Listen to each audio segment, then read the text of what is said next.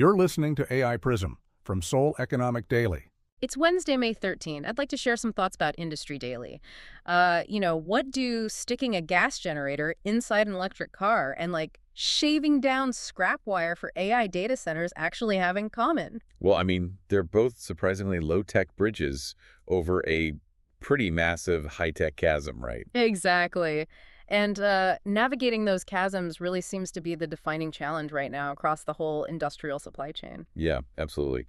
We're looking at how manufacturers are having to adapt to these structural gaps, whether that's, the current slowdown in EV demand or geopolitical shocks paralyzing airline capacity, or even just the immense resource strain of building out AI infrastructure. Let's start with that EV slowdown. SK On, the Korean battery giant, has definitely felt the squeeze. Order announcements have sort of, dried up. Right, but their pivot here is really quite brilliant. By the second half of 2026, they're shifting gears to mass-produce these extended-range EV or ERV batteries. And those are likely debuting in the Genesis GV70 in 2027, right? Exactly. And it's a critical adaptation. An ERV carries both a gas engine and a battery motor system. But the mechanism is fundamentally different from, a standard hybrid. Yeah, because you have to think of the ERV engine purely as an onboard power plant, right? I mean, it only charges the battery. It never actually turns the wheels. Never. And because it never turns the wheels... The engine runs at this constant, hyper-efficient RPM. Right. And that is how you suddenly get a 1,000-kilometer range. Oh, wow. 1,000 kilometers. That's massive. Yeah. And from a supply chain perspective, the battery is about 40 kilowatt hours. Which is, half the size of a pure EV? Exactly. So that cuts costs drastically, but it's also 20 times larger than a typical hybrid battery. Right, which creates this massive revenue floor for them. But since existing cells can just be adapted with, minimal R&D, I have to ask, is this just a low-risk financial stopgap for SK On, or is this a permanent market shift? Honestly, it functions perfectly as both. Markets like the U.S., charging grid bottlenecks are a hard barrier. Yeah, people have massive range anxiety over there. Right. So EREVs solve that immediate infrastructure anxiety for consumers while also securing near-term cash flow for battery makers.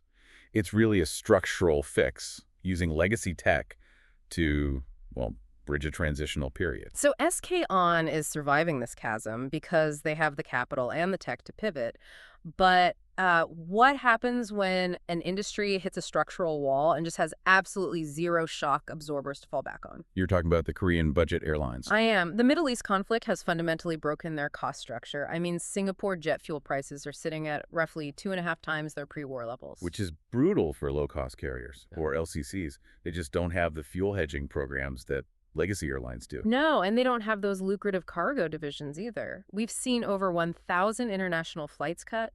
Jin Air even delayed 50 new cabin crew hires until after Chuseok, the Korean fall harvest holiday. And they froze safety incentives too, right? Yeah, they did. Add in the strong dollar spiking aircraft lease and parts costs, and the bleeding is severe. The real insight here is that the LCC business model is built for a perfect world. They operate these narrow-body fleets on razor-thin margins. So if fuel gets expensive, the whole thing just falls apart. Precisely. If this cost pressure persists and demand stays suppressed, we aren't just looking at delayed hires. We are highly likely to see forced market consolidation among budget carriers. It's a really stark contrast. The airlines are fully exposed to imported fuel volatility, while the tech sector is actively building resource resilience to avoid that exact trap. Which perfectly brings us to LS Cable, a major global manufacturer of power cables. Right. They just opened a $45 billion, which is roughly 32 million USD plant in Gunsan. And it's focused entirely on recycled copper. Yeah, and the target market here is AI data center buildouts. They're producing a world-first material called Q-Flake. Recycled scrap cuts carbon emissions by up to 80%. But wait, I have to challenge the scale here. Does a 32 million USD recycled copper plant really move the needle for massive global AI infrastructure?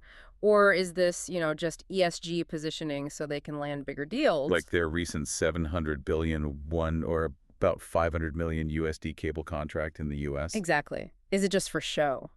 Well, it's really about procurement leverage, not just volume. Hyperscalers face strict grid and environmental constraints. Q-Flake bypasses the energy-heavy smelting process by literally shaving copper scrap into flakes.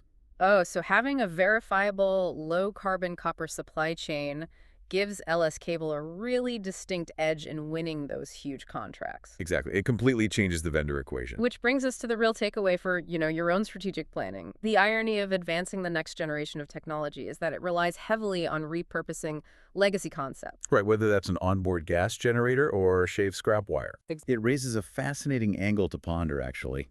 If the AI and EV revolutions rely on century-old mechanics to survive their growing pains, maybe the most lucrative tech investments in the 2030s won't be software. But rather the heavy industrial bridge technologies keeping the lights on. Right, exactly. That's today's AI Prism Industry Daily.